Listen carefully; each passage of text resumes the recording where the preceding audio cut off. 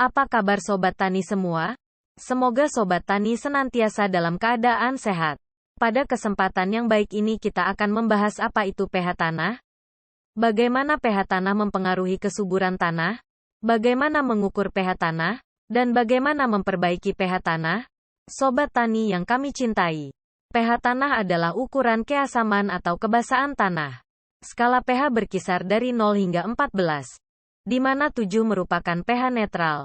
Angka di bawah 7 menunjukkan keasaman, dan angka di atas 7 menunjukkan kebasahan. Hubungan antara pH tanah dan kesuburan tanah sangat erat. pH tanah mengacu pada tingkat keasaman atau kebasahan tanah, yang diukur dengan skala pH yang berkisar dari 0 hingga 14. Angka pH 7 dianggap netral. Angka di bawah 7 menunjukkan tanah asam, sedangkan angka di atas 7 menunjukkan tanah basah. pH tanah mempengaruhi ketersediaan nutrisi tanah bagi tanaman. Kebanyakan nutrisi penting untuk pertumbuhan tanaman, seperti nitrogen, fosfor, kalium, dan mikronutrien, optimal terlarut dalam larutan air pada rentang pH tertentu. Jadi, pH tanah yang tepat penting untuk memastikan nutrisi yang cukup tersedia bagi tanaman.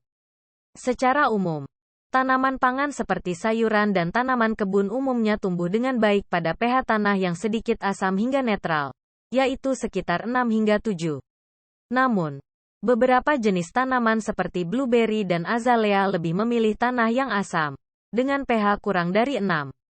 Ketika pH tanah terlalu rendah, asam, atau terlalu tinggi, basah, ketersediaan nutrisi bagi tanaman dapat terpengaruh.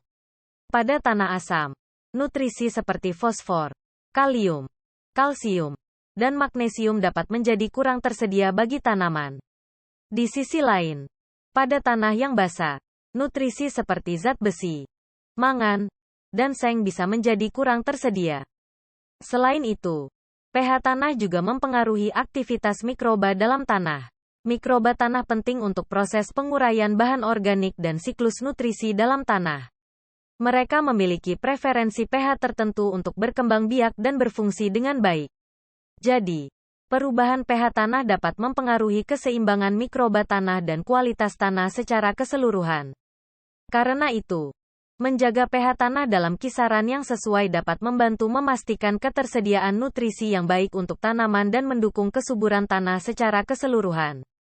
Jika pH tanah terlalu asam atau basah, dapat dilakukan tindakan koreksi pH menggunakan bahan-bahan seperti kapur untuk menaikkan pH tanah yang asam, atau menggunakan bahan seperti belerang untuk menurunkan pH tanah yang basah.